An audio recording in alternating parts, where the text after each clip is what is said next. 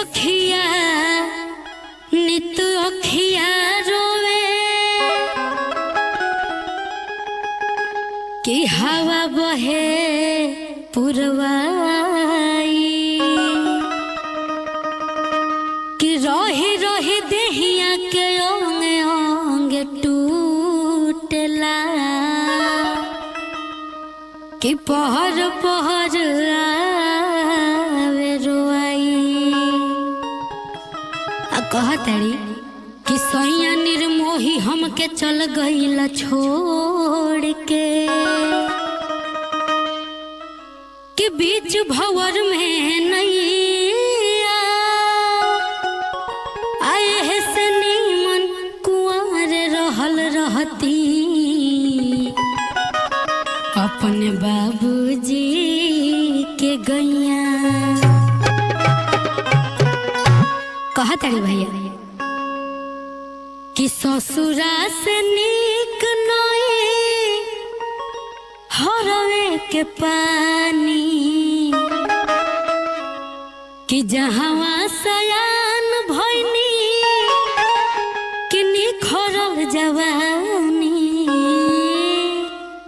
कि राउर दुलार प्यार कि हम कुछ न जानी कि घर ही में रह के रउआ परदेश बानी घर ही में रह के रउआ परदेश बानी ससुरा से नीक नई हरवे के पानी जहवा सयान भइनी निखरल जवानी राउर दुलार प्यार हम कुछ न जानी घर ही में रह के रउआ परदेश बानी घर ही में रह के रउआ परदेश बानी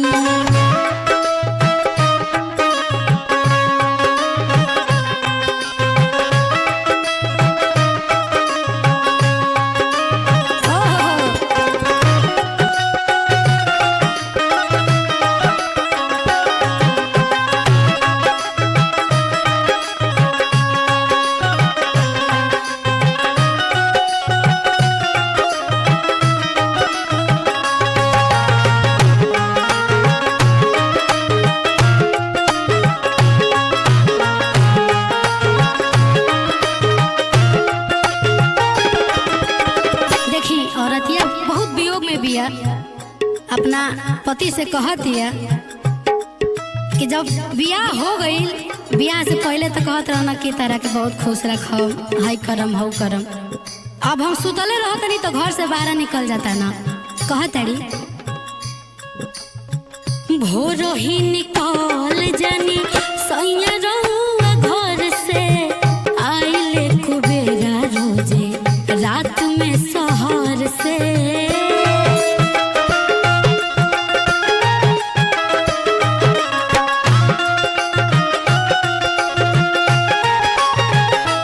भोर ही निकल जानी सैया रहुआ घर से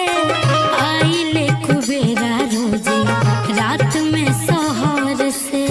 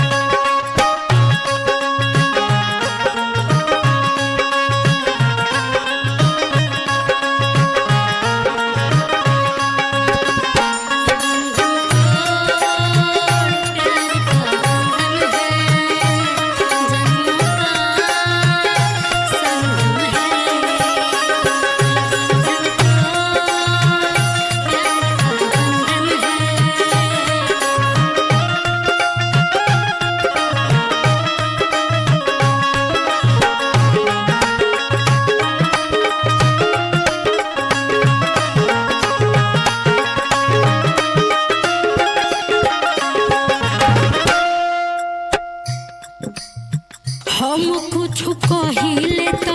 हमसे न बोलेलो भौजी से सट के सलाह रोज करेलो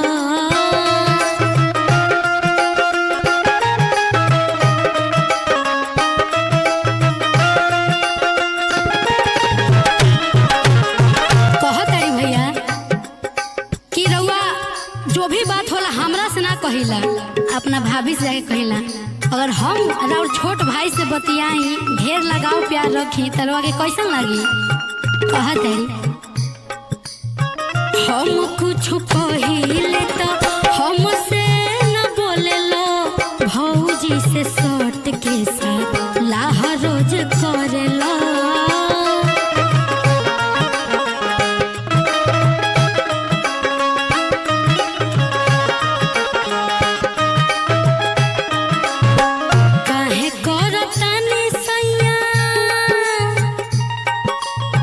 काहे करतानी सैया